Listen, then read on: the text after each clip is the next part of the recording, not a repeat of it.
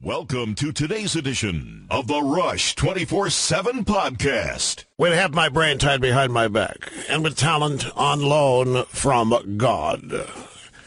And with a household name recognized in all four corners of the world, this is the Rush Limbaugh program on Friday. Live from the Southern Command in sunny South Florida, it's Open Line Friday! Yes, sirree. Here we are, loaded for bear, folks. Ready to go for 3 busy broadcast hours at the Limbaugh Institute for Anti-Left Studies. Excuse me. Yes. It goes that I have betrayed conservatism all the way back in the presidential campaign, and now all I'm good for is opposing liberalism. It's happy to have you here. 800-282-2882 if you want to be on the program. The email address, rushbo@eibnet.us. And just to repeat the rules for new listeners, Monday through Thursday, we're pretty tightly screened. The most tightly screened radio talk show in the country. Most people would kill for calls. We don't have that problem, so callers have to talk about things I care about Monday through Thursday, or they don't get on. And if they lie about it, they're history pretty soon. But on Friday, that's what Open Line Friday is. Whatever people want to talk about is fine, whether I care about it or am interested in it or not. And it's an opportunity to find out what else is on people's minds if you are so inclined. 800-282-2882. I'll tell you, I look battle-scarred here today. I had the most unpleasant experience at home today. You know, I have my little cat, my little Abyssinian named Allie.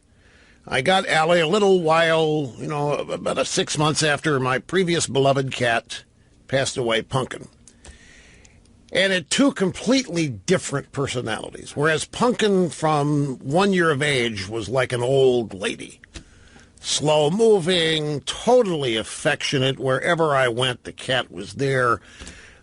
Just this cat, Allie, is the most independent, like I've always thought all cats were.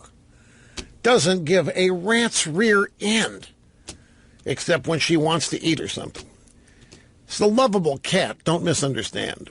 But I made a mistake with this cat when she was a kitten, because the place I live has many danger points for a kitten, like second-story balconies to jump or fall off of, or any number of the nooks and crannies to get lost in. For the first, 9 months or year, the only place the cat got to go was my library, where I could keep an eye on her. And it's a big enough room as it is, and it has an upstairs and a balcony. Had to close that off. I closed off the staircase so that nobody could get up there, including the cat. Well, this meant that at the end of the night, when it was time to go to bed, I had to catch the cat and take her up with me. And she didn't like it, and she began to hide and to hiss and to basically threaten me when I tried to pick her up, because she didn't want to be captured. But I had to do it.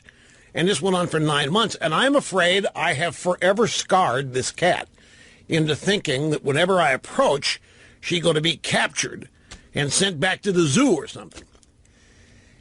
Well, today she had to go to the vet, the annual checkup, and to get the claws clipped. I did not remove the claws this time like we did on the previous cat, because I thought that was just a little bit too much. Plus, there are dogs running around, so the cat needs some defense mechanisms for curing the giant dogs or sheepdogs. So it was time today, and yesterday we could not get her into the travel cage. She just ran away from the staff attempting to, and she would hide in places they couldn't get her. So I get this note yesterday, look, we've tried 2 hours, but we're going to need your help tomorrow, meaning today. I said, oh, no, you mean I'm the one that has to catch her and end up being hated? So we devised a plan. The cat, every morning, when I'm in the shower, goes to a windowsill in my closet and waits for me to come out of the shower, get dressed, and then go scratch her butt and pet her. So I said, what I'm going to do, I'm going to go there, and I'm going to grab her, and you run in here with that cage. We leave the cage in a room overnight so she get accustomed to it. Well, all of that went according to plan until she saw the cage, and I have got cat scratches all over my hands. That cat was hissing. The mouth was wide open. Her eyes, her pupils were wide open. I said, this cat's either traumatized or mad, or maybe both. At me. So we put her, get her in that cage. She jumped out. I mean, lickety-split. Found her another 10 minutes, get her back in the cage, and the guy had forgotten to zip up the end. She darted out the edge of it. Took 3 times, 3 traumatized cat experiences. And I don't know. It's not cruelty because we had to take the cat to the vet to make sure she's get her annual shots, check up, and all this. But I was Band-Aids and styptic pencils and all over my hands for 20 minutes after this. And I've never seen the cat so mad. And I'm just convinced it was that first year. I didn't. It's getting worse. I mean, this is the first time this happened. Last year when we put her in the cage, I mean, she objected, but there weren't any claws and fangs and hisses. Now this time, if I would have thought about it, I would have put on a hazmat suit or some such thing. Anyway, got her to the vet, got the claws trimmed, got the shot. She's back home now. So, but man, oh man, I've never seen such a traumatized pet as this one. And this cat is treated with the greatest affection, and nobody is ever mean. I'm convinced that I've made the cat paranoid in that first year. Anyway, ladies and gentlemen, 3 things on the docket today. Well, actually, there'll be more than that. But things I want to get into in depth. We are on the verge of a genuine constitutional crisis because of the Ninth Circuit Court of Appeals opening the door for this Hawaii Obama-appointed judge to deny Trump's travel ban the second time going. And I want to get into detail as to what this really means and what the left is really doing here. It's not a legal dispute. This, as I said yesterday, it is a silent coup that is taking place that I'm sure has been strategized since before Trump was inaugurated. But the profound, devastating possibilities that result from this in terms of a president losing all constitutional power. Do you realize with this judge's ruling, I'll tell you where this is going. Let's say that Donald Trump decides at any time in the near future that he needs to deploy troops. And so he does. And so a leftist activist goes to a court, shops and finds a judge like the guy in Hawaii, and claims that Trump said during the campaign that he was going to do X, Y, or Z, whatever, and the deployment of troops is not really for the stated purpose, and the judge could shut it down. This judge's ruling has, if the guy's not stopped, if the Supreme Court doesn't overturn this, or if Trump doesn't just ignore it like Andrew Jackson did, then we're getting to the point where the president, because of the judiciary, will have totally lost constitutional authority to defend the country. Because of this little ruling in Hawaii that was made possible by the Ninth Circuit Court of Appeal. And it's all about this idiotic notion that a presidential candidate on the campaign trail making statements is the equivalent of an inaugurated president stating policy. But even at that, the judge doesn't have the right to do what he did. He doesn't have the congressional right. He doesn't have the statutory right to do what he did because basically this judge shut Trump down because in this judge's opinion, Trump is a bigot. And anti-Muslim means bigot, and we are not going to allow our president to represent us this way is essentially what this judge was saying. But look, it's far worse than that. That's just how I'm setting the table for you on it. The Trump budget. You know, yesterday I fell into a trap. Yesterday, my friends, I erred. I made a mistake. And in making the mistake, I can demonstrate how easy it is for even people like me, the most highly trained, the most highly aware specialist, people who know left and right, backwards and forwards, the tricks of the trade in Washington politics. What did I do? I looked at Trump's budget, and I said, well, you know, presidential budgets never survive anything. Presidential budgets are always dead on arrival because all budgets originate in the House. And I thereby made the mistake of equating the Trump budget with every other presidential budget, a mistake further compounded by failing to remember my own admonition to many of you. This is a different president. This is a president who never had anybody like this before, who has never governed like this before, and is redefining the way Washington works, and in many ways is turning it upside down. So I want to withdraw my claim yesterday that Trump's budget is DOA, and I want to restate what I actually think of it today, combined with a couple of sound bites from the Office of Management and Budget Director, Mr. Mulvaney, because I think Trump's budget is one thing. It's exactly what Trump said he was going to do during the campaign. It's exactly why Trump was elected. And it does exactly what Republicans and conservatives have been claiming needed to be done ever since I have been a conservative and following all these things. And yet, Washington reacted the way it always does. The president's budget is dead on arrival. The president's budget takes food out of the mouths of hungry people. The president's budget sends the homeless further into the dark, blah, blah, blah. And you can't look at Trump nor his presidency the way you've always looked at presidencies before. He's a different animal. He's governed by different motivations. He's not of Washington. He doesn't want to become of Washington.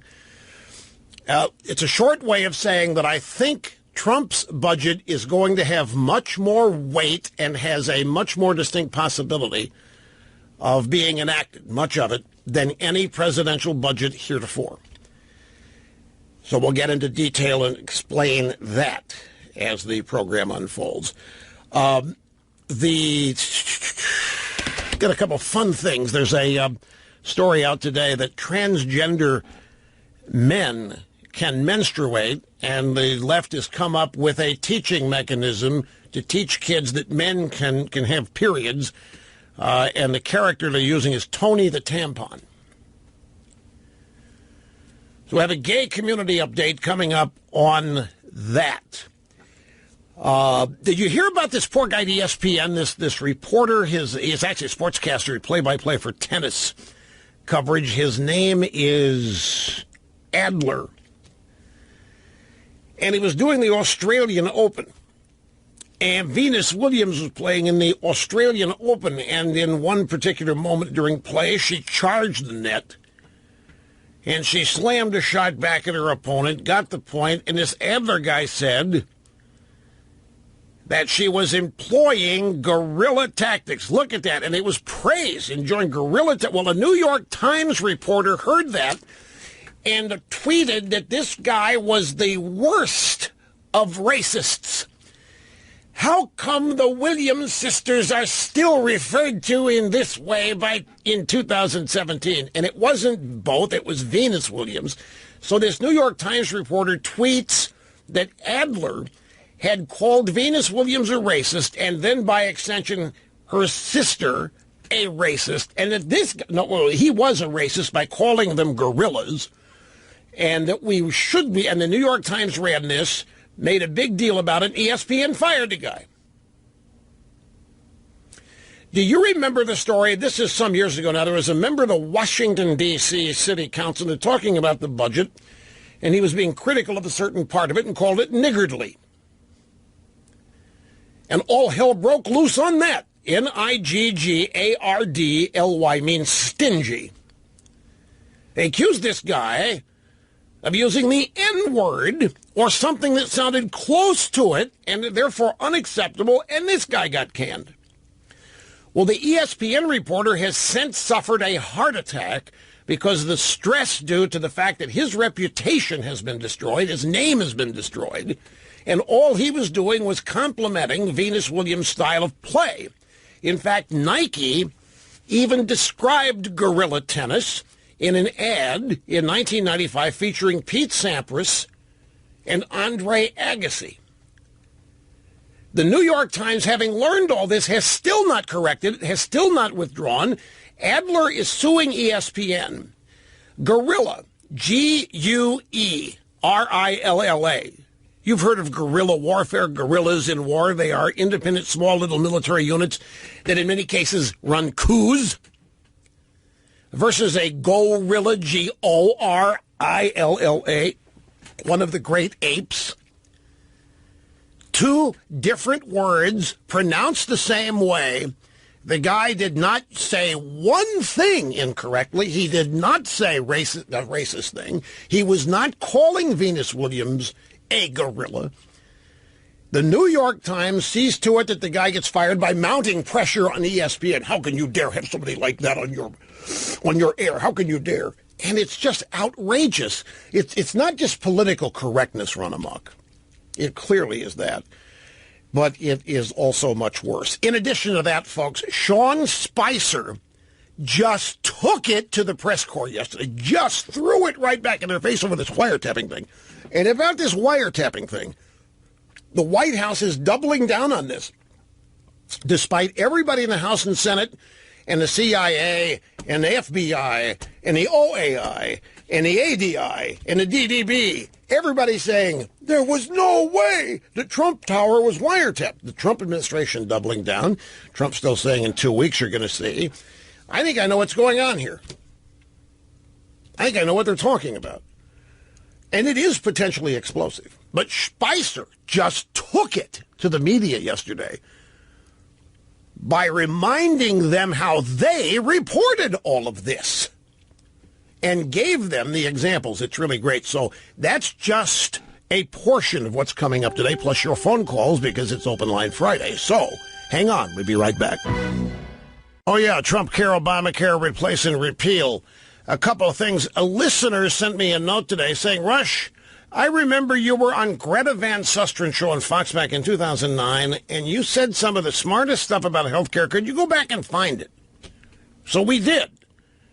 And it runs about a minute and 22 seconds. She was asking me about Obamacare 2009, and I proposed a solution back then that was much, much less than Obamacare. And we found it in the archives. So and I was looking at it and I said, it's damn good.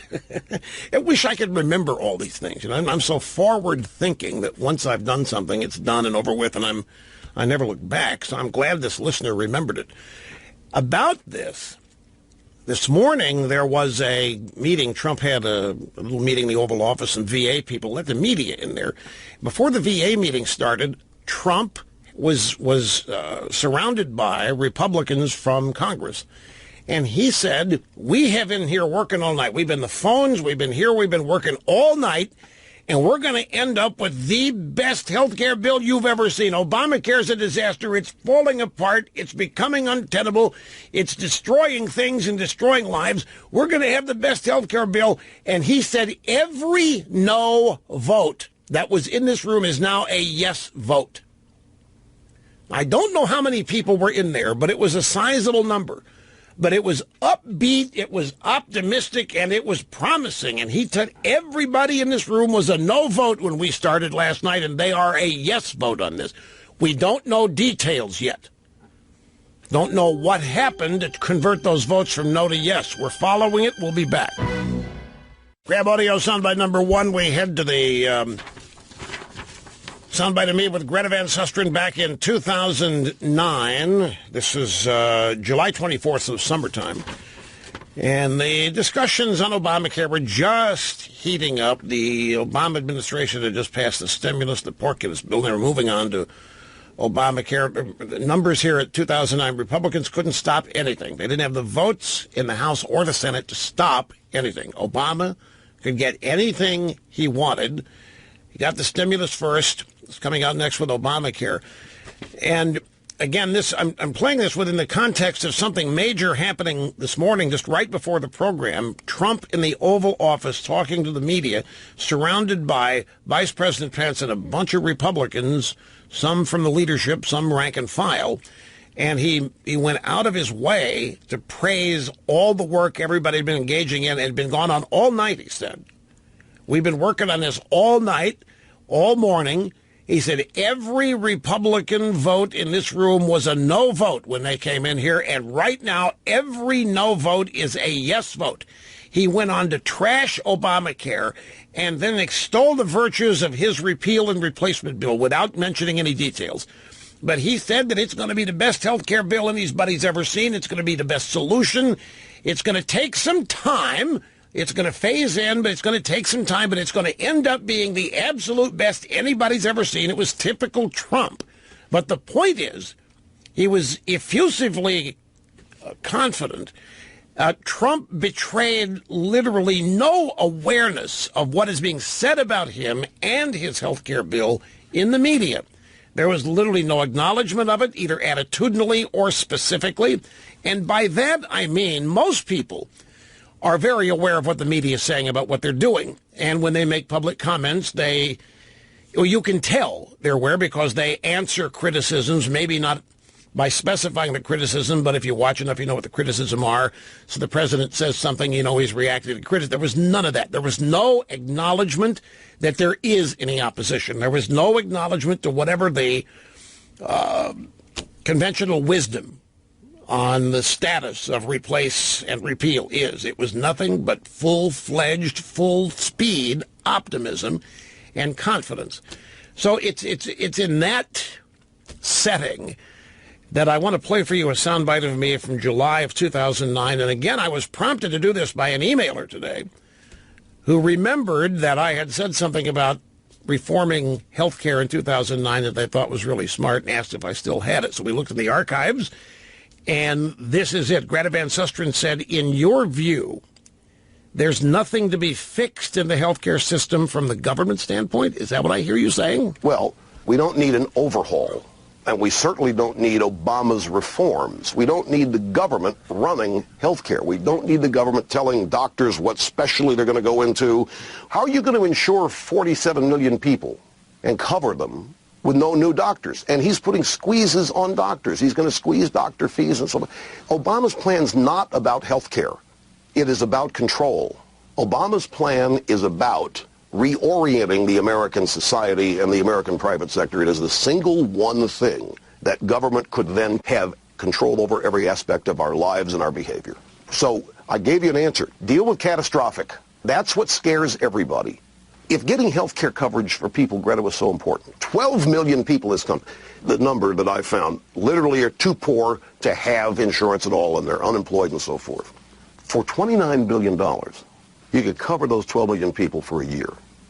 We just spent $700, $800 billion in a stimulus. Now, if health care is so important, and these people without health insurance, without coverage, so important, why not 29, 30 billion in the stimulus money to insure them?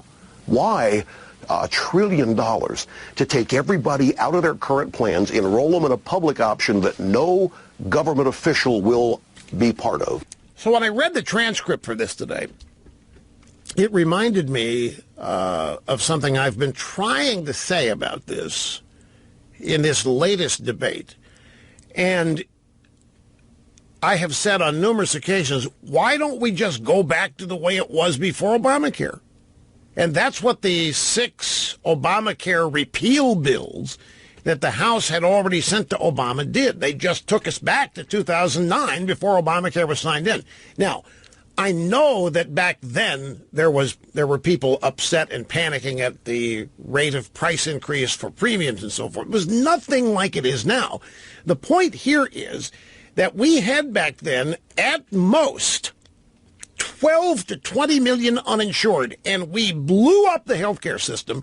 We took people out of the plans that they had and out of the doctors that they liked, and we reworked everything. We made people go to exchanges run by the states, funded by the federal government with a Medicaid expansion.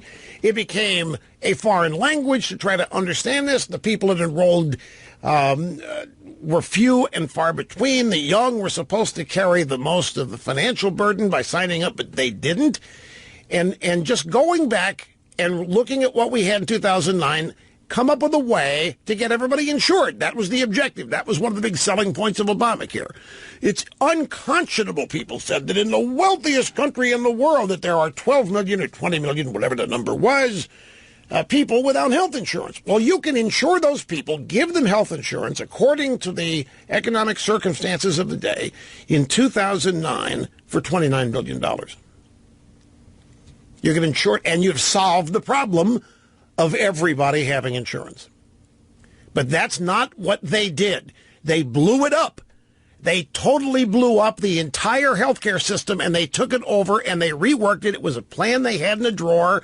It's been a dream the left has had to take over this entire industry because I said in this bite, once the federal government controls who gets treated, because that's ultimately what health care is. You get sick, you get treated. When the government's in charge of that, that gave rise to the death panels.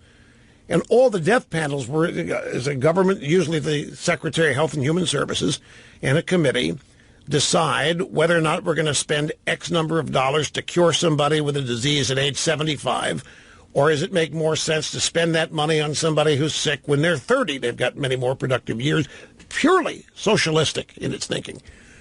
And that's exactly what this was. And all this massive overhaul was not going to increase healthcare treatment, access to actual care.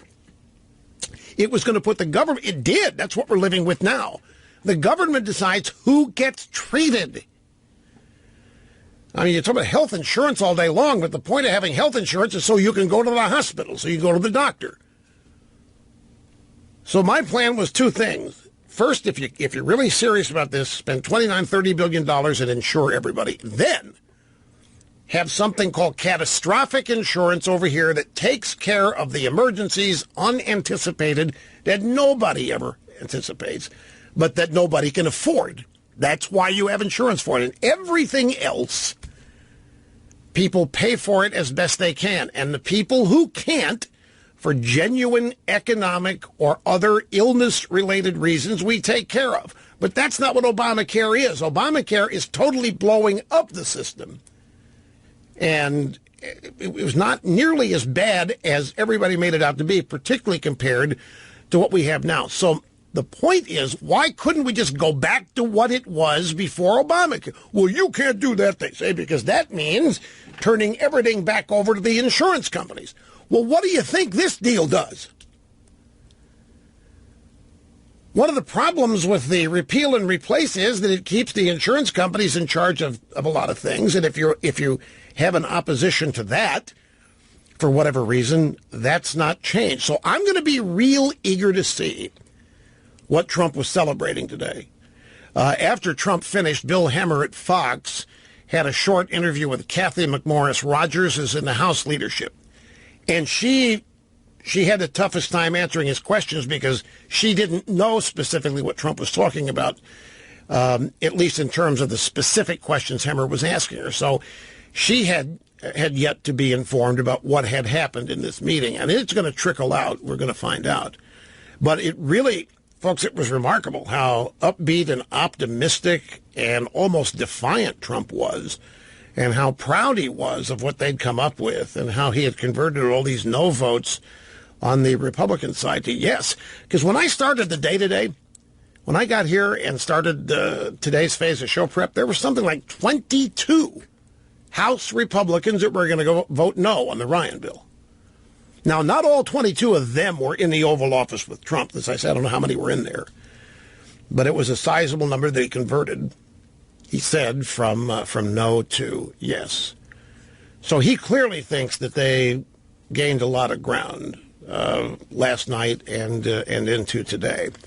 And I think, well, I don't want to go too far. I'm not sure that what I heard I can actually attach to certain. It sounded like he was going all in on the Ryan bill, except that Ryan last night announced that he realizes there's going to have to be some changes. So it sounds like some genuine horse trading has gone on here. We'll have to wait and see. Time's coming. Won't be long before we do. We'll be right back. Don't go away. Yet to come, wiretapping, full details, the judge in Hawaii, and what does this really mean? You don't want to miss that. Those are coming up. Tony the Tampon, new teaching aid in school for young kids to learn that men can menstruate. For those of you in Rio Linda, that means men can have their periods. I'm sorry, men can have periods. There is no their periods yet, except in this story. And Sean Spicer just ramming it down the drive-bys' throats yesterday in the Daily White House briefing. But first, we're going to start on the phones, and we're going to resume with Mark from London, Ohio. This man held on for a couple hours yesterday, and we ran out of time at the end of the program, and I promised him that I would not give him, would allow him to complete his thought because he was on a roll here. And he gave us his number, so we called him back. We welcome him back to the program. Mark, thank you, and how are you doing? I'm doing fantastic, Rush. First of all, let me say I've been listening for a long time. Extremely honored to be on your show. You've inspired me very much through the years. Very, very grateful for all that you've done and all that you've said. And please don't ever, ever, ever quit. We need you. I appreciate that. I want to pick up because I really do. I'm not trying to ignore that. I want to get to you and what you think, and I want to remind the audience from yesterday to today that what your point was that people need to see Trump as he really is and not make the mistake of plugging him in to the way Washington always is. You describe him as an avalanche or as a flood, that he has a momentum behind him. Yeah. But he's not going to be stopped, no matter what they think. He's not. In fact, there's already stories about how long there are betting parlors now taking. How soon before 4 years will Trump leave the White House? The bet's being made that he won't serve the first 4 years. So that meme is already being established. You think that he's a whirlwind and is going to come in and just continue to dominate Washington, even though that's not reported? Yes, sir, I do, and I compare him to a modern-day George Washington. George Washington was up against incredible odds, but you have to say Providence was at work in his behalf, and time after time he kept going. He survived through Valley Forge and every disappointment, and after one defeat after another, they'd come back and win. But and if I had the time to elaborate, and I'm sure you know what I'm talking about, there are very many things that happened in the American Revolution that were just amazed the whole world. They couldn't believe it. But I believe that kind of momentum is behind Mr. Trump. And a year ago, who would have ever thought we'd be where we are now? And considering everything Mr. Trump has overcome, all these adversaries and all these problems he's having now, I don't think it's any kind of a big deal. I think he's going to get through it. And I have an illustration to kind of make my point. I know you like stories and illustrations, and but you remember the old story about the Dutch boy who stuck his finger in the dike or the dam. Be very, very careful here with given what happened to the reporter calling a tennis player guerrilla tactics. Start putting fingers in dike stories. I know you can do this. Be very, very careful. Yes, sir. Yes, sir. But anyway, he was a hero because I forget how long he sat there and stopped the thing from leaking or flooding or whatever. But I think that's kind of what happened is here come Hillary Clinton, and there was a leak in the wall, and she stuck a finger in it, and then another one popped out, and she stuck another finger, and before long she had all 10 fingers and all 10 toes trying to stop the leak. Then here comes Obama, and here comes the press, and here comes all the Democrats, and all of them together don't have enough fingers and enough toes to stop this momentum that is behind the Trump movement, and it's a movement that's all over the world. Let me ask you this: Do you think that Trump is winning in terms of advancing his agenda, in terms of keeping campaign promises? Do you think Trump has actually accomplished a lot of things? He's accomplished a lot in spite of, a few setbacks here and there. I think he's accomplished a great deal. Yes, sir. If I wanted to go down list by list item, Trump said this during the campaign. Yep, check that off, done that. Said this, done that. Said this. I could go to about 75% of the things Trump promised to do, he's already addressed. And in one way or another, you could make the case that he has begun the work and is on the way to having those things accomplished. And I imagine saying that there are many people, that's crazy. Are you watching the news? Trump's not getting anything done. I mean, Trump is being sidetracked. He's being diverted. I mean, Trump, the judges are stopping him. Trump hasn't got anything done. It's embarrassing, Rush. How many of you think that? I imagine there are a lot of you do. It's hard not to be in the media jail. It's hard to escape it. But I'm here to tell you that Trump has pulled off an amazing number of achievements already. Getting his cabinet confirmed and some of the things that they're doing, there's the jobs that have been created, the factories that have not moved. There's any number of things here that he said he was going to do that have been done. And right now, you'd be hard-pressed to find a full-fledged failure. That's why everybody's paying so much attention to repeal and replace Obamacare, because they're hoping that this blows up in Trump's face. And I still maintain that the people in Washington, media, establishment, think tanks, still do not know how to analyze, watch, observe, deal with Donald Trump. You shall see. I appreciate the call very much, Mark, and we've got to take a break, folks. Don't go away. We're just get warmed up here. Having more fun than a human being should be allowed to have. Rush Limbaugh saying more in one broadcast hour than you will hear in most cable news shows in a week. Sit tight, my friends. It's a cigar break, and then we're coming right back. Don't go anywhere.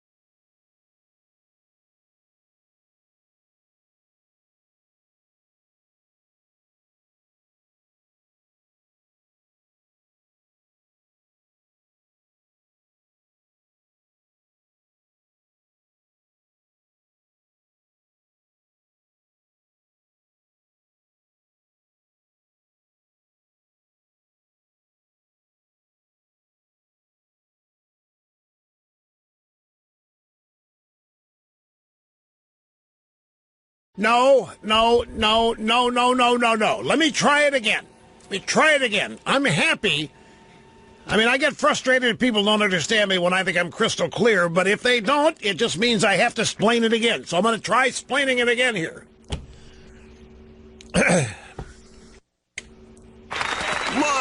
What I'm trying to tell you is that when it comes to health care, when it comes to the Trump budget, we're making a mistake if we judge how well Trump is doing, if we plug him in to the existing, failing, worthless, never gets anything done systems in Washington. If instead we look at Trump as blowing all of that up and reforming it and changing it so that he gets done what he wants done, then you see it in a different way.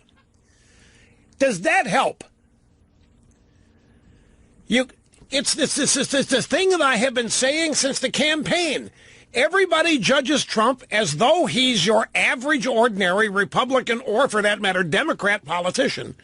And they judge his success or failure on those things. And you can't do that because he's not that. Even if he wanted to be, he's not a politician. He's not of Washington.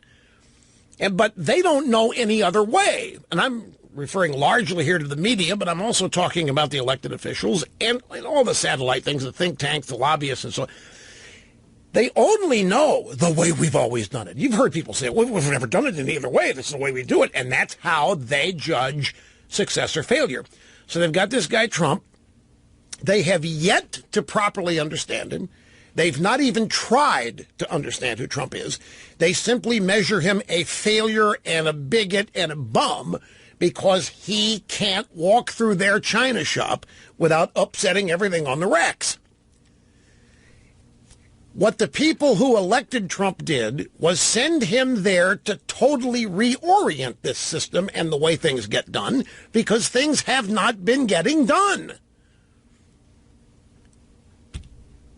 The things that have been getting done have been against the will of the people. There are things that people have not voted on that have been like Obamacare. And what really happened, if Obama had been honest about what he was going to do with that, he would have never been elected. If Obama had been honest and told people that in his objective after 8 years was to see to it the Iranians were on the road to a nuclear bomb, he would not have been elected. So Washington is made up of people who have to practice deceit and deception and distraction. Get us looking at things over here while the real dirty work's getting done while nobody sees it. And the media's right in there helping us, keeping us distracted. That system's been up and running for decades. And Trump opposes all of it and ran on a premise that he was going to change it, reform it, blow it up, however you want to characterize it. Donald Trump is not judging himself by how well he is mixing in with the way it happens in Washington, because he went there, he wanted to go there to blow it all up. And I use that term to just be synonymous with change it, reform it, improve it. I guarantee you, Trump is going to judge himself not by, let's say the Ryan version of Obamacare, repeal and replace. I don't think Trump is all of a sudden going to make himself subservient to the system that he ran to reform. What Donald Trump is doing, if you ask me, is actually plowing straight ahead. It may appear slowly at times, steady, but he's bucking the system at every turn, and that's why they hate his guts. And that's why they're reacting to him the way he does. They do. And I guarantee you, all of these things about him alleging that Obama wiretapped him, it's being characterized as, Trump's an idiot. He says he's on TV and he repeats it. But what's wrong with that? We're supposed to trust the news, aren't we? Why can't Trump say, I saw on TV what do you mean you saw it on TV? Well, like everybody else did. Well, you can't trust it on TV. Why not? Does it mean nobody on TV is worth being trusted? I saw Brett Baer say this, and I saw this, and I saw somebody said, what do you mean you saw Brett Baer say? Is that how you learn what's going on?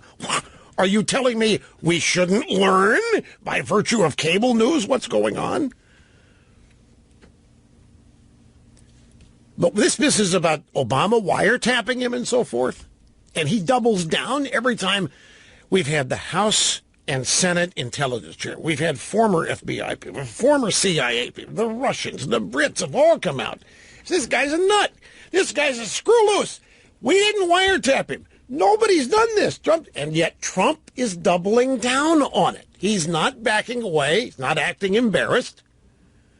He sent some people from his administration out to apologize to the Brits over something that Judge Napolitano said, that some people quoted. But I think, and even I get suckered into this, folks. You can't avoid it. You have to be really conscious of this at all times. Let me try this. You know, Kimberly Strassel at the Wall Street Journal. Let me hear. Yeah. She has a piece that ran, I think it was yesterday. Might be today, but I think it's yesterday. Headline of her piece, The Republicans Relearn Politics. The health care bill is far from dead, and a contentious debate is a sign of vigor. Now, I don't want to be picking on anybody here, but there's another Wall Street Journal column today, and I've had a lot of people send it to me. And some people think, this is really good, Rush, you should get behind this. And other people think, like Peggy Noonan. And the thrust of Peggy, I didn't read it all, so allow me the opportunity to be somewhat wrong about some of it. But her basic thrust is Washington isn't working. This is bad, and Trump has got to cross the aisle, start working with Democrats. He's got to cross it. Mr. President, please cross the aisle and bring some Democrats in. She also goes after his budget. Why are we cutting? Why can't we talk about growing? Why can't we talk about dynamism? Why can't we talk about expansion and growth? And so why are we... And my reaction to that was, that's the kind of stuff that has gotten Republicans defeated. I'm sure that Peggy Noonan's intentions are the best in the world. And I'm sure her desires are as pure as they are. I don't think Peggy Noonan is in any way trying to sabotage Donald Trump with this advice. I just think that it's wrong. Cutting the budget is damn well needed. We can't have real growth with this kind of debt and spending to serve it or service it. It can't continue this way. We're wasting money. We're giving money away to individuals and groups that are poisoning the culture of this country. It's got to stop. And Republicans have told us for as long as we've been listening that they want a smaller government, that they want to cut the budget, and they want to cut it here and cut it there. How many years have we been told we're going to cut the Department of Education, nothing happens? How many have we been told we're going to cut the EPA, nothing ever happens? Here comes Trump's budget, and there's some genuine cuts. In fact, all the CPB, gone. Corporate broadcasting, public broadcasting, gone. National Endowment Arts, National Endowment Humanities, gone. Exactly what we've been promised countless times before that nobody's delivered on. And Trump wants to take the money saved and add it to the defense of the country. Because these are dangerous times. We're a great nation at risk in a dangerous world. We got to do this sometime. If we're actually going to remain a superpower, and if we are going to remain a country with legitimate, foundational economic growth and expansion, we've got to get rid of some of the redundant, unnecessary, and in some cases poisonous government. And that's conservatism 101. And instead, what do we get? When it looks like things are falling apart, when it looks like things are, oh my God, Trump's such a disaster, Mr. President, please go to the Democrats and let them save you?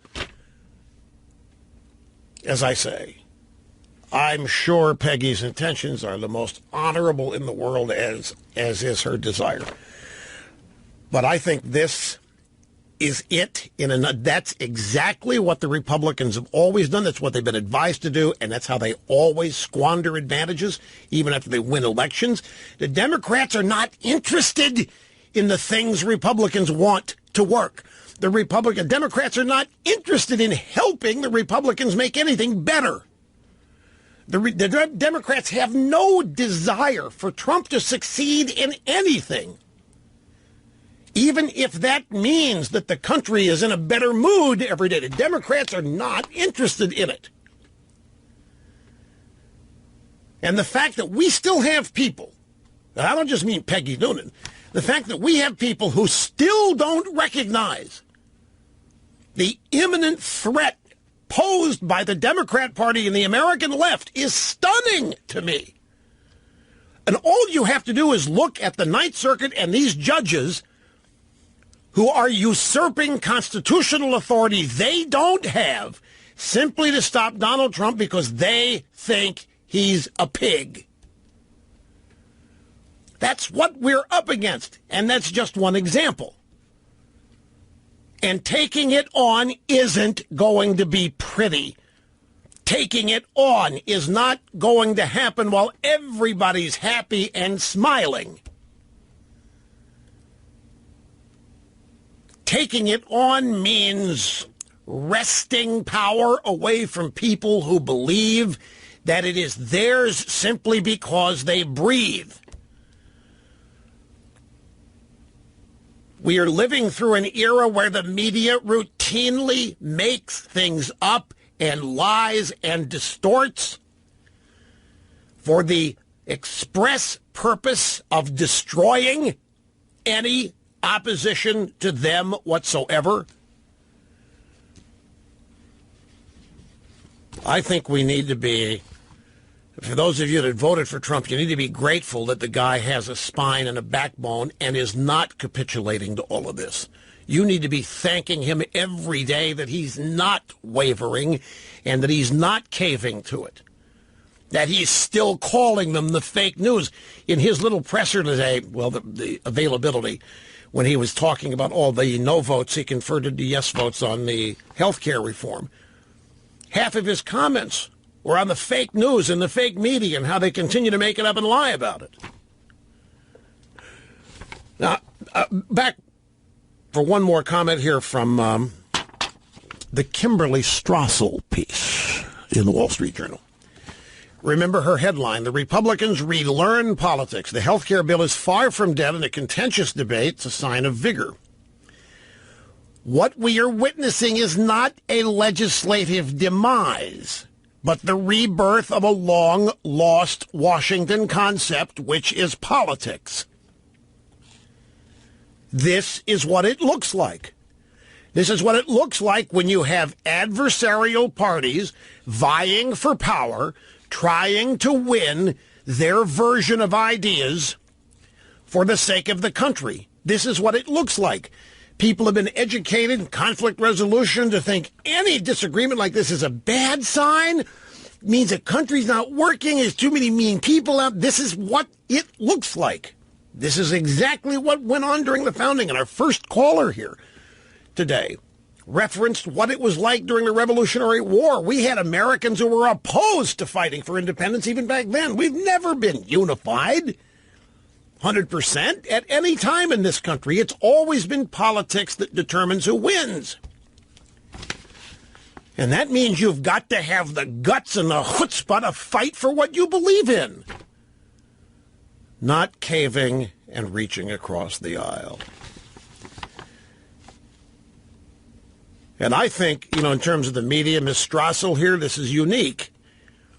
I haven't found anybody else analyzing it like this.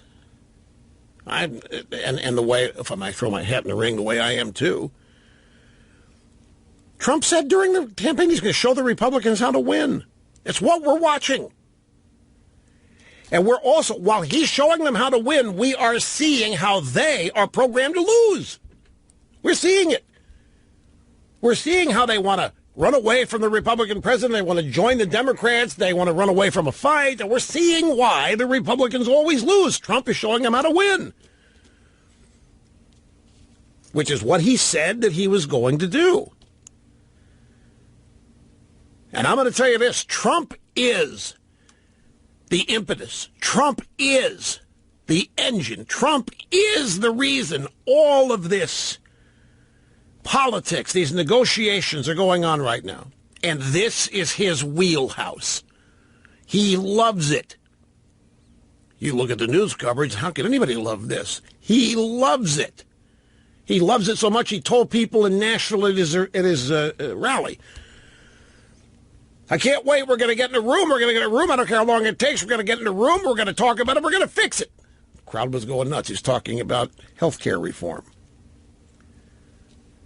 And all the while, these experts and the lifers and the people have been doing this for years and years and know exactly how it's done and think that Trump's the biggest buffoon and bigot they've ever seen, still don't really realize what they're up against. But they're going to figure it out at some point. It is the age of enlightenment is going to happen at some point. And I think they're mocking Trump when he said he's going to win so much, you're going to get tired of it, you're going to ask him to lose now and then. Trump's not losing anything, folks. I know the media makes it look like he is. And they singing songs of happiness as though he is, but he's not. What he's actually doing is taking Republicans to school and showing them how. Isn't this what we have always wanted, by the way? It's what he's doing. He's showing them how it's done. And in the process, demonstrating everything that goes along with it. It's not pretty. You don't end up being loved by your enemies. But this is how it happens. Now, look, I have to take a break here. And I'm going to make sure I get everything else in that I told you I was. So be patient. It'll all happen, plus your phone calls. Okay, got a little blurb here from Trump in the Oval Office. I've referenced this a couple times today. This was about maybe a half hour, 45 minutes before the program began today. Trump in the Oval Office, at least that's what the video ran, with the Republican Study Committee. We're talking about health care reform. And they let reporters in for a moment, and Trump told the reporters what all had been going on and what has happened. I just want to say that these are folks that were either a no or a maybe. And we had a nice meeting. And we've been talking all during the night. This didn't just happen over the last 20 minutes. This has been going all night long. And we are doing some incredible things. I want everyone to know I'm 100% behind this. I want everybody to know that the press has not been speaking properly about how great this is going to be. They have not been giving it a fair press. This is going to be great for people. I watch, I say, that's not the bill we're passing.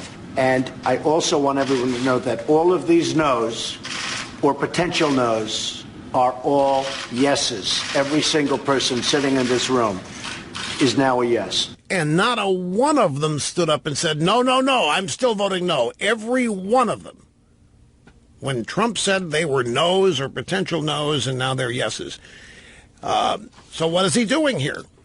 He's once again going straight to the people and saying, you're not being told the truth about this health care bill. Everything you think you know about it, you don't know beans. We're putting together a great bill. You're going to love it. We had been meeting all night. We've been doing this all night, not just this last 20 minutes, not just this morning. And he went into a little diatribe on the fake news and the fake media. He's not caving, not giving up, not feeling defeated. Feelings aren't hurt that Washington's not accepting him. None of that crap is going on. It's the other way around is what is happening. Okay, back to the phones. A couple of phone calls here. We're going to get into the judge and the ruling on the Trump travel ban. Got to hear this. It's crucial. I'll tell you what's happening here. I mean, the silent coup, you can look at this as the usurpation of democracy. There's any number of really accurate, potentially gravely dangerous things that just this little ruling could mean. Given judicial, literally we have the judicial branch stealing constitutional powers vested in the president. Is exactly what's happening here. But before that, people have been patiently waiting. It is Open Line Friday. We go to my adopted hometown, Sacramento, California. This is Robbie. Great to have you. How are you doing?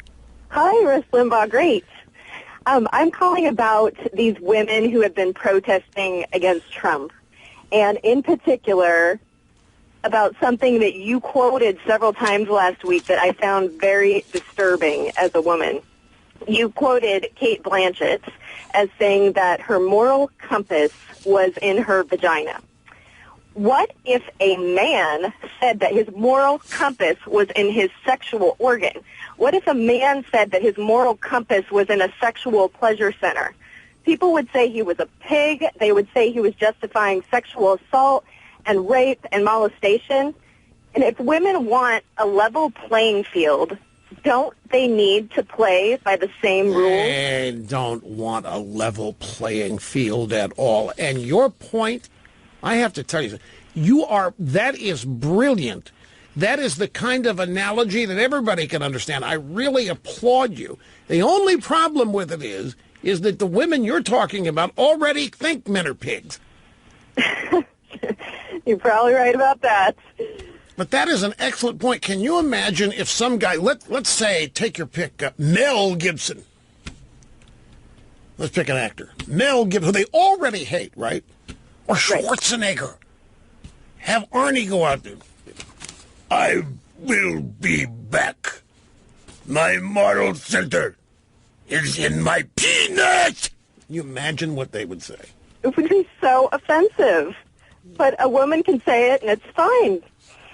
And people applaud it. Oh, I know. It is incredibly double standard. You know, you have reminded me, I've got another story here that it's in a portion of the stack here that if I need it, I'll get to it. It's not something that I had front and center, but since you've called, it's a story in the New York Times. It's a column by Thomas B. Edsall. Now, Thomas B. Edsall is a political columnist.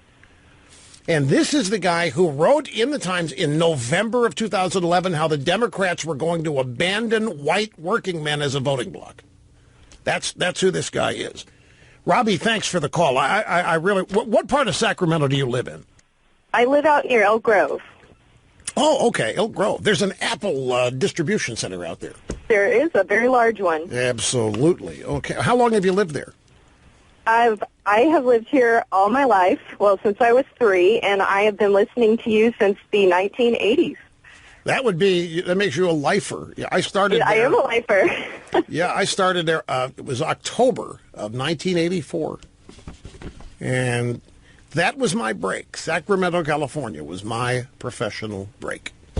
Well, part of the reason I'm able to think and articulate the things that I can is because I've been a student of yours for so long. So thank you for your teaching. Well, God bless you. Thank you. I never take any of that for granted. I really appreciate it. Thank you, Robbie. This piece, Thomas B. Edsall, is entitled The Increasing Significance of the Decline of Men. In other words, this decline in men ain't a good thing. And I frankly was stunned to see that this appeared in the New York Times by a writer who is a card-carrying leftist. So I said, okay, what's this? There's got to be some catch to this, because this is not something the New York Times would find a problem with. The New York Times is popular by people who think not only is the United States the problem in the world, it is so because of the male population. So here are some, there's a pull quote. What does all this suggest? First, there are irreversible changes in the workplace, particularly the rise of jobs requiring social skills that will continue to make it hard for men who lack them. Second, male children suffer more from restricted or non-existent parental leave policies and contemporary child care arrangements, as well as from growing up in single-parent households. In other words, we've finally got an acknowledgement here that single-parent households are maybe a problem, but primarily for the men or the little boys. And that we need to fix this with expanded parental leave. So there's the liberalism in this. But this piece portrays men as victims. And I just don't think that real men consider themselves victims and don't want to be considered victims, do not want to be victims and don't want to be thought of as victims. A lot of people do want to be victims. It's easy. It's an excuse for not doing anything, an excuse for failing. Being a victim means somebody else is responsible for everything going wrong in your life. So the Democrats love plugging as many people as they can into victim status. But here's how it starts. In 2016, 95.8% of Fortune 500 CEOs were male, and so were 348 of the Forbes 400. Of the 260 people on the Forbes list described as self-made, 250 were men. Wealth and the ability to generate more wealth must still be considered a reliable proxy for power. But at the other end of the scale, men of all races and ethnicities are dropping out of the workforce. They're abusing opioids. They're falling behind women in both college attendance and graduation rates. Since 2000, wage inequality has grown more among men than among women. And there's some stupid chart here from the Economic Policy Institute to illustrate it. For many men without college degrees, the scaffolding that underpinned their fathers' lives has been torn down. David Leege, an emeritus professor of political science at Notre Dame, wrote me by email. This is Thomas B. Edsall of the Times writing. He said, the institutions that men knew to process authoritatively the economic and social changes they faced in earlier times are gone or undermined. The union, the Catholic Church, the industrial bar with co-workers, as in go-get-a-drink bar, the compliant wife, all those things that used to make men men, the union, the church, the bar with Archie Bunker sitting there, compliant women, has been replaced. And what's replaced it is an unvetted information technology that yields little truth or comfort and nurtures enemy and anger. He goes on to talk about the fact that men are declining in power, in stature, and in wealth, and it's all because all the things that made them bigots and closed-minded mind-numb robots are gone. And compliant, well, now women standing up to them, that's something that these real guys, they just can't take it. They don't know how to deal with it. And it's causing them to shrink away in terms of self-image, stature, and the rest. Anyway, it's convoluted. But to me, it was a surprising thing to see in the New York Times to even have it acknowledge the increasing significance of the decline of men.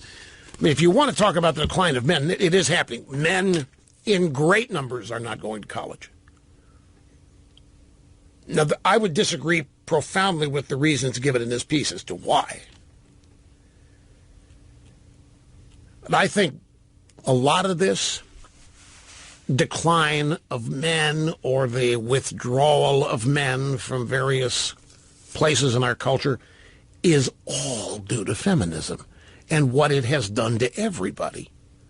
Because what feminism sought to do, when you get right down to it, feminism was brought to us by a bunch of angry women whose major grievance and beef was with human nature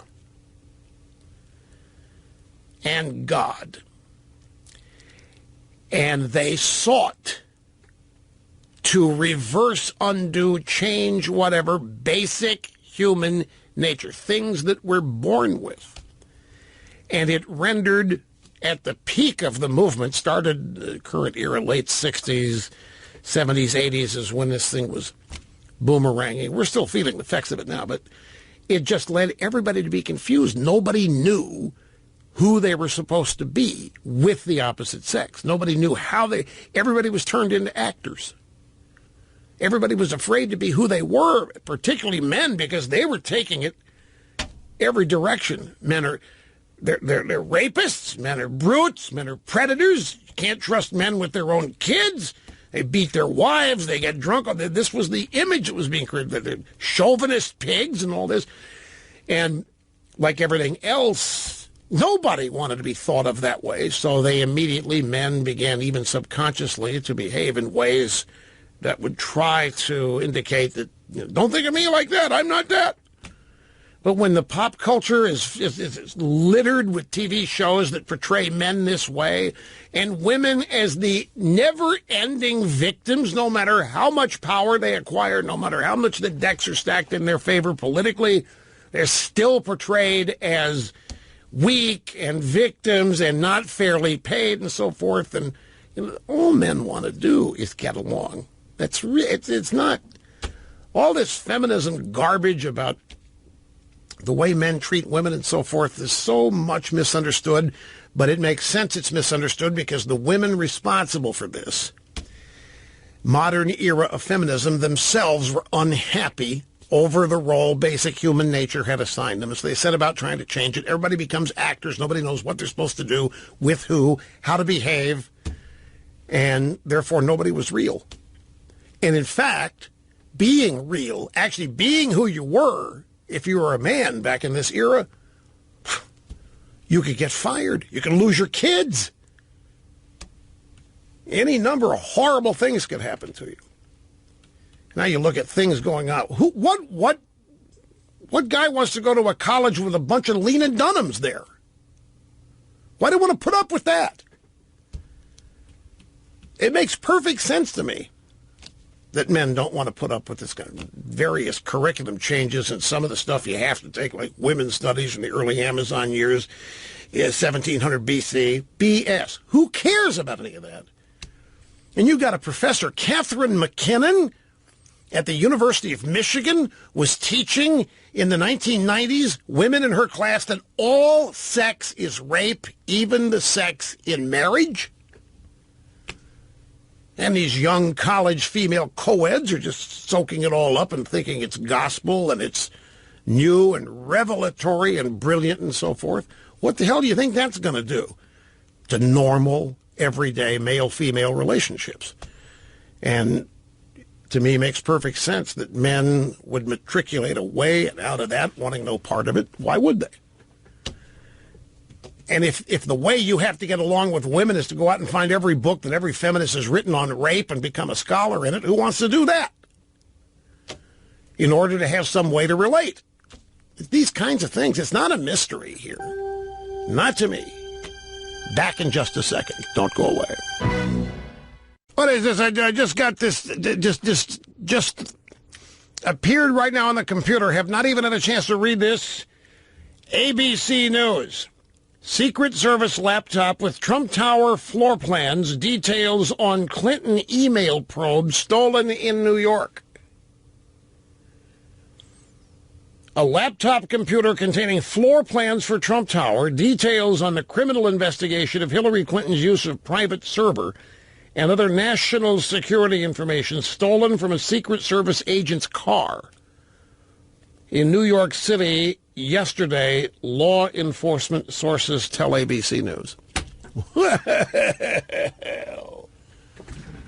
Well, we'll dig into that, see what that's about. Don't want to make too big a deal out of it now. And remember, it's ABC, folks, so you know what? I should not have even shared it with you until I had a chance to dig deep in it, but I did. Back to the phones. Bart, Boise, Idaho. Next you are. Great to have you on the program, sir. Hey. Hi, Rush. Great to talk to you. Thank you very much, sir. Great to have you with us. Hey, Rush, I have been calling off and on for the last 20 years on Open Line Friday to ask you this question. A quick little setup. I was living in Anchorage, Alaska at the time. I'm a salesman for construction supplies. I'm out on my morning route making sales calls. You receive a phone call. This is 1995. The class of 94 had just, that Congress had just come into play.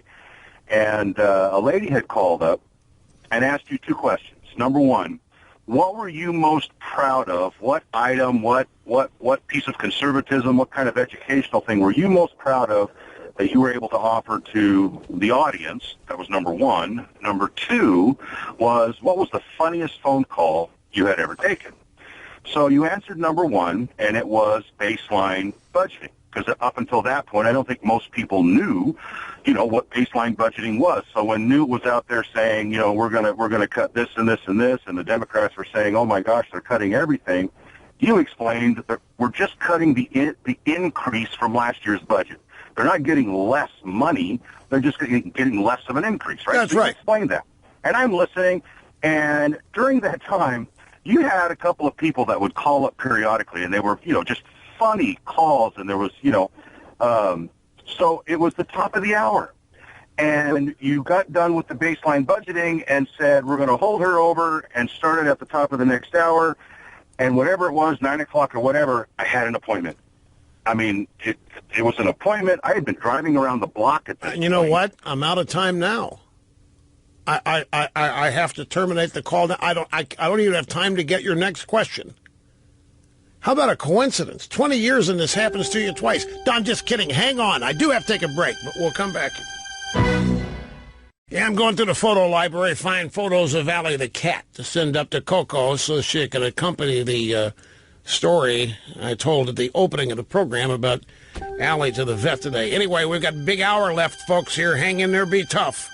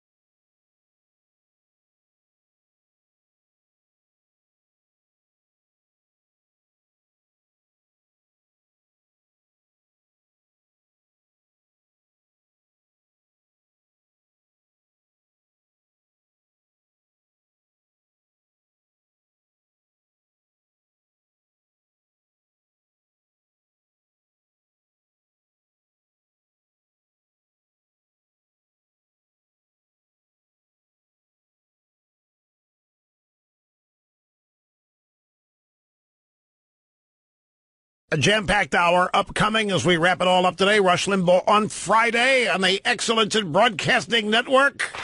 Live from the Southern Command in sunny South Florida, it's Open Line Friday. 800-282-2882 if you want to be on the program. Here you go, a laptop computer containing floor plans for Trump Tower, details on the criminal investigation of Hillary Clinton's use of a private email server, and other national security information stolen from a Secret Service agent's car in Manhattan yesterday. Authorities are still searching for the laptop. Police expect to quickly identify the suspect from video evidence. The computer is encrypted, and authorities are able to wipe the hard drive remotely if needed. What are they waiting on? Floor plans of Trump Tower. Okay, you can see that. Secret Service has to develop a security plan for it. Details on the criminal investigation of Hillary Clinton's use of private email, other national security. I mentioned that Sean Spicer really took it to the media yesterday in the press briefing. They're not used to this. They think that Sean Spicer is the character on Saturday Night Live. It's another thing about liberals. They think Sean Spicer is an idiot. They think he's a goof. They think he's incompetent, stupid, dumb, slow, shouldn't be in the job. They think they run rings around him every day. They've parodied Sean Spicer on Saturday Night Live. Some actress named Melissa McCarthy dresses up like him and makes him look like a fool and an idiot. So that's who they think he is. Yesterday in the press briefing, Spicer's briefing during the Q&A, we have a montage of Spicer's answers, citing various news sources. This is in response to a question from Jonathan Karl at ABC News about Trump's tweets that Obama wiretapped Trump Tower. And as you know, Trump is doubled down on this. He's not apologized. And they keep going after Spicer. Admit this is a made-up thing. Admit that your boss is off his mind, off his rocker. Admit that your boss is insane. Admit that your boss, admit the president is a Looney Tune. Admit they just keep going after him this way, and this is what Spicer did. Let's go through what we do know. The New York Times reported on January 12th, 2017. On March 3rd, Fox News chief anchor Bret Baier said the following. On November 11th, 2016, days after the election, Heat Street reported, quote, January 19th, the New York Times reported the following. Andy McCarthy, writing in National Review, suggested, quote, Heat Street describes these concerns. We go on. Sarah Carter from Circa reporting, numerous outlets, including the New York Times, have reported on the FBI investigation into Mr. Trump's advisors. BBC and then McClatchy revealed the existence of a multi-agency working group to coordinate investigations. On February 14th, the New York Times again refers to phone records and intercepted calls. Days later, the New York Times then reports, quote, Sean Hannity went on Fox to say, quote, last on Fox News on March 14th, Judge Andrew Napolitano made the following statement. His point is the press is up there demanding that where are you getting this stuff? Your boss is an idiot. What do you mean? Trump thinks Obama wired it. So Spicer said, well, let me tell you where we got it. We got it from you. And he writes and reads the sources right back to him. Every one of these sources, the New York Times, that headline on January 20th, wiretap, right in the headline. Heat Street, that's where the original reporting on the FISA warrant request last summer came from. A reporter by Louise Mensch, by the way, a five-star Trump hater. She's since been fired by Heat Street, from what I understand. Andy McCarthy summarized all of this at National Review based on what was in the drive-by media. And he just read it right back to them. So the drive-bys freaked out. Last night and this morning, we put together a montage. CBS, CNN, MSNBC, NBC, ABC, reacting to what Spicer just did. White House Press Secretary Sean Spicer doubled down yesterday. He said more information will be coming out. White House Press Secretary Sean Spicer's combative and angry defense of the president's unproven claims really nothing short of extraordinary. White House Press Secretary Sean Spicer, defiant and combative. Spicer was combative. Some new defiance from the White House. A lengthy spectacle in which Spicer was more combative than usual. One of the most surreal White House briefings I have ever seen. I've certainly never seen anything like it. Okay, those last two are Stephanopoulos and Jonathan Karl from ABC. Now, of course they haven't. This is, again, what this is. Spicer says the reason we're saying what we're saying is because you've reported it. You have reported that there were wiretaps on Trump. You have reported that there's an investigation into Trump. And Spicer simply reads them the headlines. or in some cases the first sentence or two of the story. So what they said was thrown right back at them, and they call it surreal. And then they start making fun of Trump for believing what he sees on TV. And they start criticizing, this guy Trump, if he sees it on TV, he believes it. He doesn't read anything. Now stop and think of that. These people are on TV. They believe they are defending, protecting, and saving the country because they have a First Amendment right to do what they do. They are imbued with so much self-importance that it reeks. And yet, when people quote them, when people say that they watch them or read them, they freak out. You mean you got that from us? How stupid are you? Think of that. They often criticize Trump for saying that he saw something on TV. Well, what, are we, I guess, not supposed to watch it now? Are we not supposed to believe what we see on TV? If we're not, why are you people on TV reporting it? If the president isn't supposed to see it, believe it, consider it, react to it, why are you doing it? And the real question is, what is so worthy of panic having your own work read back to you? Why is that surreal? Why is that even odd? What is so bad about Spicer quoting you back to you? That's what's surreal. What's surreal is that the media feels insulted that Spicer would dare repeat what they have reported as a means of defending his boss and his allegations. While I have the moment here, I'm going to take care of one of these issues I've been waiting on. I'm going to tell you what I think has happened here and why I think Trump said that he's been wiretapped. And I can trace this right back to Michael Flynn, who has since been forced to resign because he met with the Russian ambassador and didn't tell Vice President Pence the truth about it. I do not believe they were wiretapping Flynn, although if I learn later that they were, I will not be surprised. But I do believe that the NSA routinely monitors, which could include a wiretap, it could include any kind of surveillance or hackery of all of these Russian people in the country, Russian ambassador, anybody at the Russian embassy. I guarantee you this happens. The NSA does this routinely, not just the Russians, the Iranians, they're surveilling everybody. Okay, so the Russian ambassador who's under surveillance, phone call with Flynn. Now, by law, when the NSA, the CIA, the FBI, whoever's surveilling a foreign agent, if the foreign agent happens to be talking to an American, they are by law supposed to ignore and not act on what they hear the Americans say because they're not the subject of surveillance and they haven't been granted a warrant to surveil them from the FISA court. What I think the controversy might well be is that all of these various means of surveillance of the Russians and whoever else have undoubtedly also availed the opportunity to hear who they're talking to that might be Americans in the Obama administration, Trump transition. And I think if anybody, the intelligence agencies or the FBI or even the Obama administration, if they acted on what they heard a Trump official or any other American say in a wiretap of a Russian, they're supposed to ignore that. They're supposed to they can't use it as a matter of law because Americans cannot be surveilled without the FISA warrant. And I wouldn't be a bit surprised.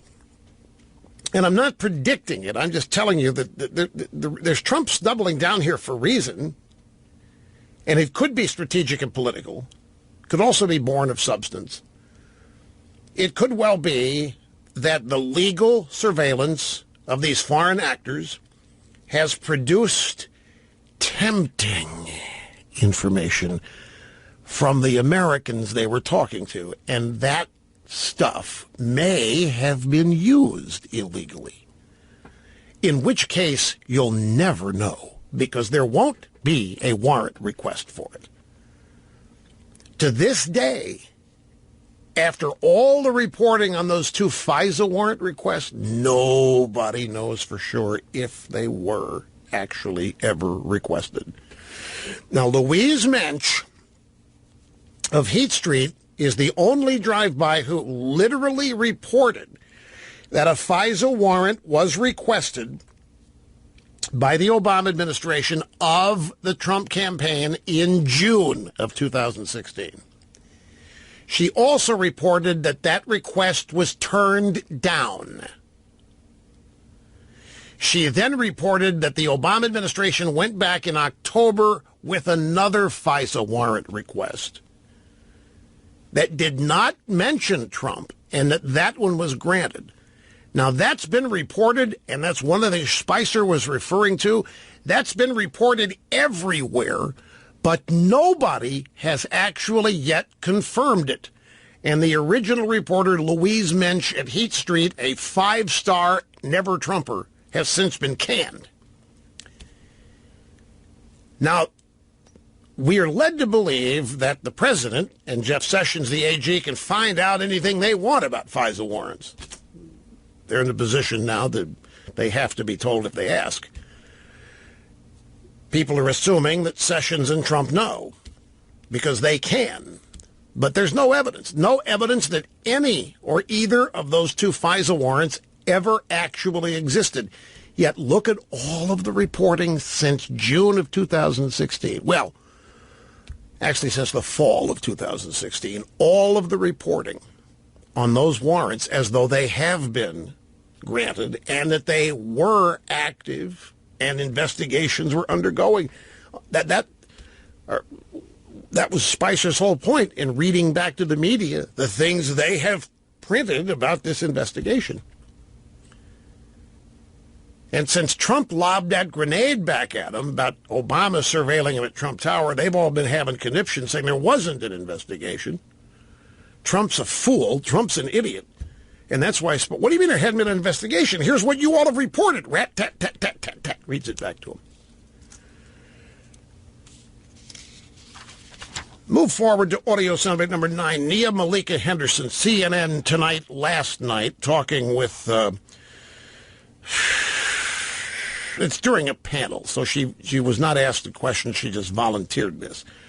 Talking about Spicer and his press conference and all these things he said, and she's reacting to it with this. In that long soliloquy today, he is giving talking points to Trump supporters. He is giving talking points to Breitbart. He's giving talking points to Rush Limbaugh and anybody who wants to talk about this and defend the president. So I think in that way, it's very effective. So Spicer wasn't he what was he doing? He was making it up? He's giving talking points to me? If anything, folks, it's the other way around. The talking points are provided here, and others pick them up. We don't get talking points from people. We provide them. That's what this program has long been known for, providing strategery, talking points, and all of that. But this is not what that was. Spicer was throwing it back in their face. And so here's this babe at CNN to try to delegitimize. He's just talking points. As though that never happened. As though none of that reporting ever happened. Spicer made it up. I'm telling you, they can make fun of Spicer all day long. They can parody Spicer. They can make fun of Trump. But I'm telling you, these people in the White House are changing the way things happen. Right in front of these people's faces. And I don't know that they're aware of it even yet. I'll take a break here. We'll continue with much more. We'll get back to our caller, Bart, in Boise. Let him wrap up after this. Don't go away. Snerdley says his phones are blowing up. If people say that I said Trump had the Freedom Caucus in with the White House today and that they all changed their no votes to yes, I didn't say Freedom Caucus. I said Republican Study Committee, who Snerdley thinks are a bunch of squishes anyway. But I did not say Republican Freedom Caucus. In other words, the conservatives. You people out there got to listen more closely. I say what I mean, except for those rare times I have verbal dyslexia in which everybody knows what I mean, even when I screw it up. Here's Bart in Boise. Bart, we left off with you. You were asking back in 1990 what I thought the funniest phone call to date. Yes. And, I'd called off and on over 20 years. I'm not even sure if it's that important. I know if you remember it or not. It was just it got to a point where it was like, okay, I'm not giving up. I'm getting through to Rush and asking this darn question. Well, I've been thinking about it here. When I tell you that I very seldom think back, it really is true. I'm not trying to dodge anything here, ever. It's just when this program ends today, it's over and I'm on to what's now happening that I'm going to need to address the next time I'm here. In this case, it'll be Monday. So when people ask me to think back, I often ask other people things they remember that have happened or consult the website. But at the time you asked the question, the funniest phone call, I would have so much trouble answering that. I mean, the two things come to mind, but I don't know that either one would actually be the one. We had a caller back in that era named Mick from the high mountains of New Mexico. This guy was a riot. He was hilarious. And he even showed up at Dan's bake sale in Fort Collins. He was not well, and he passed away after 7 or 8 years of being a caller here. But and he was not somebody we had his number and called regularly. He was not a character. He actually existed, and whenever he called and got through, that's when we put him on. There was another one, this deranged supporter of Louis Farrakhan who claimed that the chief joints of staff were the real focus of evil in America, and that Calypso Louis, Minister Farrakhan, was actually on the mothership, circling the planet, and was preparing to beam himself down and save whatever needed saving. She called 3 or 4 times, and livid, just angry as she could be, had no idea she was a laugh riot. And she called herself Rita X. Obviously a reference to Malcolm X. But even mentioning those two, I almost like a brain freeze. But if somebody said, name your top 10 favorite movies, I'd have trouble thinking of 3. I don't know. My memory, when something else triggers it, is unstoppable, is incomparable. But when given one of these, what are your top 10 favorite this or 5 favorite this songs, movies, I blank. And so trying to remember the funniest calls that would be an impossible. I'm sure right now people are yelling at the radio, hoping that I'll hear them and remember what they think were funny phone calls. I'm sure there were tons of them out there. But anyway, okay, still have to do the judge in Hawaii, what that ruling means. I want to do a little on the Trump budget as it relates to things I've already said about how Trump is reorienting the way Washington works. And one other thing, too, the healthcare business. All that coming up. Don't go away. All right, we're back. El Rushbo with half my brain tied behind my back just to make it fair. We have the joint press conference going on between Angela Merkel, Germany, and President Trump. And Merkel looks like she's just been taken to the principal's office. Well, I'll tell you what happened there. Trump began by talking about immigration is a privilege, it's not a right, and the safety of our citizens must always come first. He calls on all NATO allies to pay their fair share, and she's sitting right there. Germany's in NATO, and he's claiming we're getting shafted, and that other NATO allies must pay their fair share to the alliance. He thanked Merkel for increasing defense spending and upping their share, which it's a big deal to him, obviously. I reiterated to Chancellor Merkel my strong support for NATO. He said our two countries must continue to work together to protect our people from radical Islamic terrorism and defeat ISIS, with her standing right there. She's the one that's let 800,000 of them into Germany. She said it is much better to speak to one another rather than about one another. That's her way of saying it's nice to be in your company, Mr. President. She said, together we fight against Islamist terrorism. So Trump forced Merkel to use the term. Merkel then said, we the Germans owe a lot to the United States of America, which is true. I mean, there's no denying that.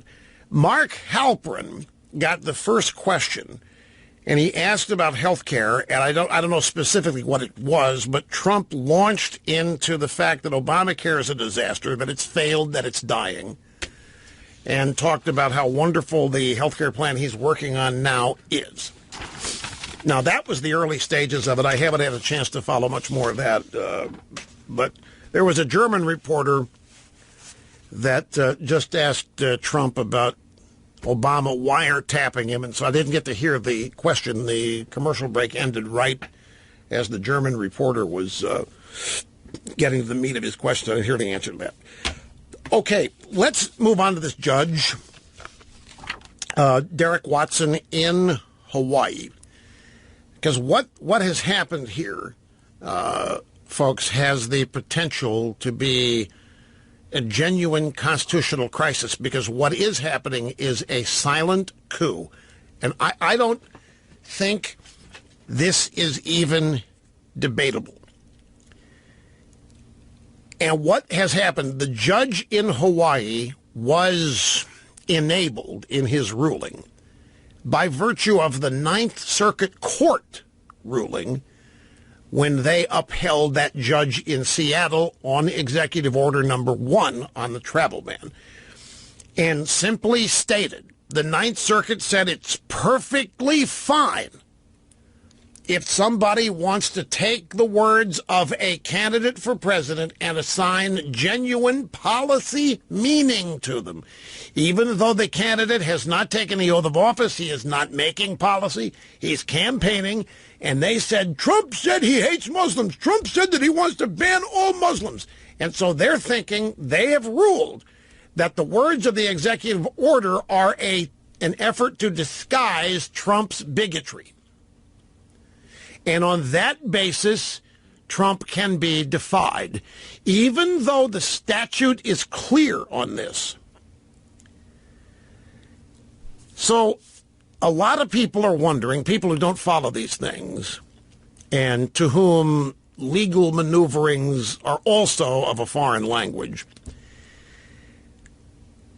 why does this keep happening? As he attempts to freeze immigration from refugees and immigrants from predominantly Islamic countries, why does this keep happening? When the federal courts, they're federal district courts, in this case in Hawaii and Maryland, the judges said that the record of statements by the president and his advisors mean that, in their view, the real purpose of the executive order is to discriminate against Muslims. And that violates the Constitution's ban on favoring or disfavoring an election, Establishment Clause of the First Amendment. The only problem with this is it is completely illegal and totally against all judicial practice to decide on the merits of a law or executive order based on what you think the author's motivations are.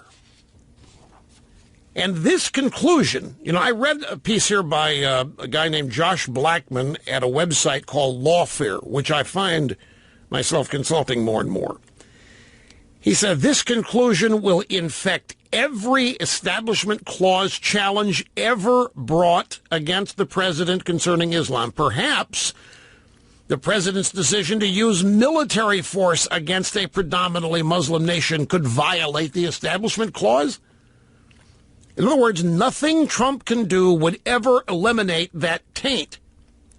So his problem here is that if America's courts are now holding that congressional action in areas of enumerated exclusive authority, meaning the statute that allows Trump unilaterally and by proclamation to issue this ban, if America's courts are holding that that authority is subject to non-citizens being given the rights of our Constitution, then judicial review will have been extended to absolutely everything up to and including a decision to declare war. Imagine that if Trump decides to send troops, let's say to Yemen, on a military action, and some leftist goes back to this Hawaii judge or any other favorable liberal judge and says Trump can't do this because he's a bigot.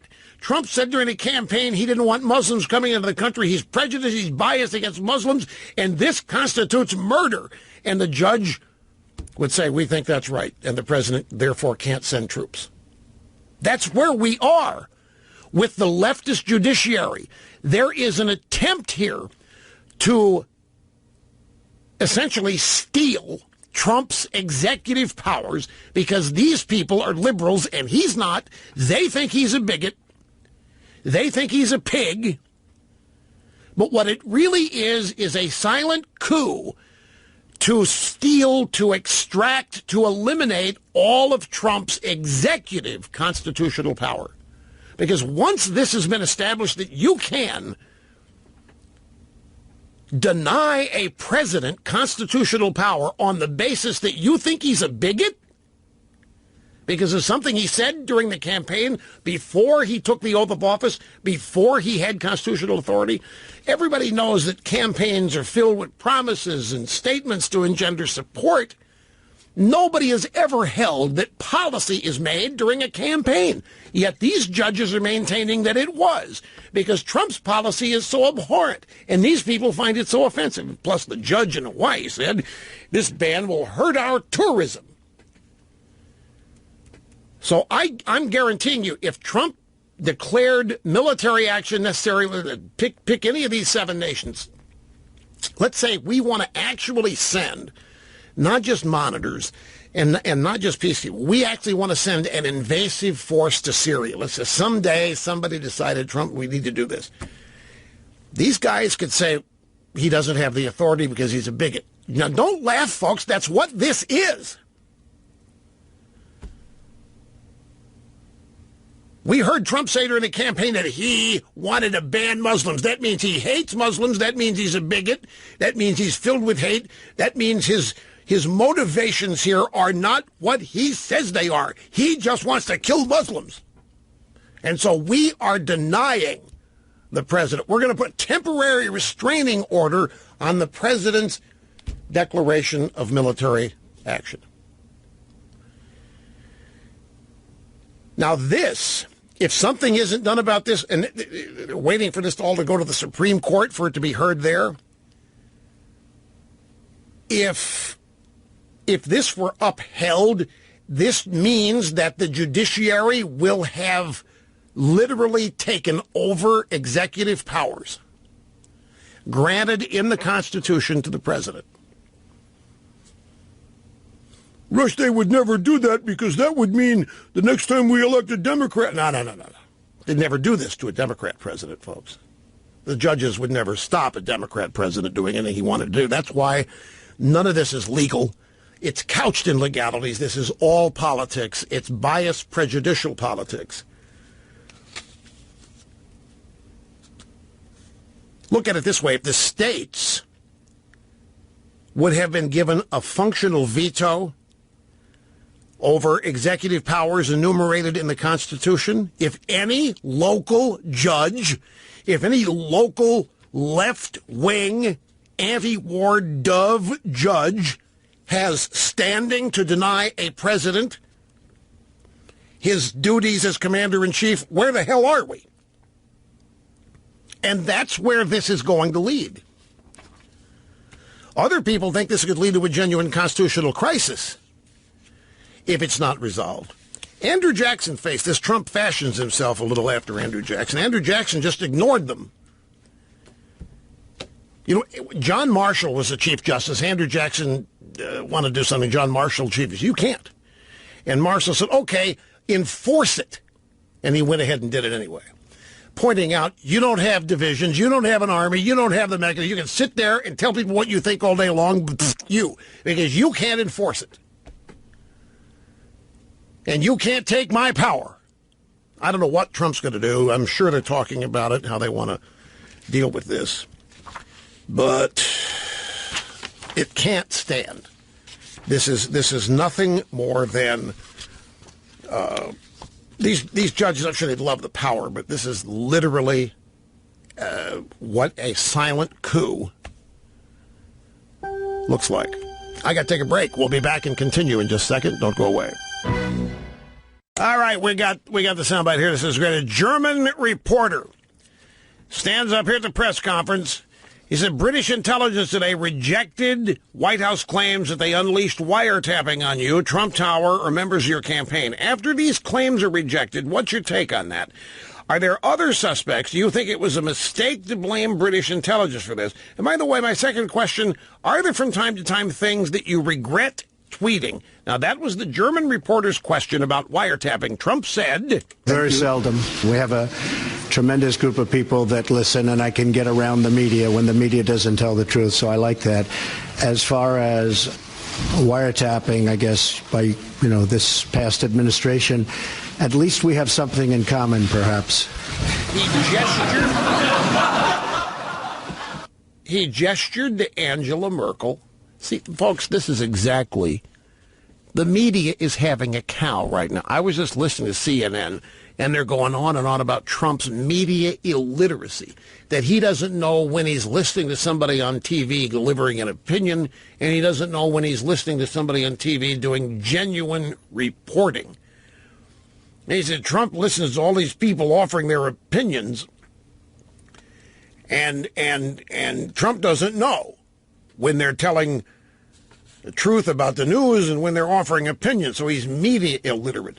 So Trump, asked about wiretapping, turns to Angela Merkel and says, at least we have something in common, perhaps, because Obama wiretapped her. Her phone was monitored. Her phone was bugged by the Obama regime. So Trump makes reference to it. That's what the laughter in the press room was about. And little Brian Stelter over at CNN went doubly crazy, talking about how stupid that made Trump look. Well, that makes Trump look crazy, even though Merkel was wiretapped. This is what I have meant all day about Trump turning upside down the way all of this stuff happens in Washington. Let me squeeze in Tracy from Bedford, Indiana, Open Line Friday. Welcome to the program. Hey, Rush. Good to talk to you. Well, thank you.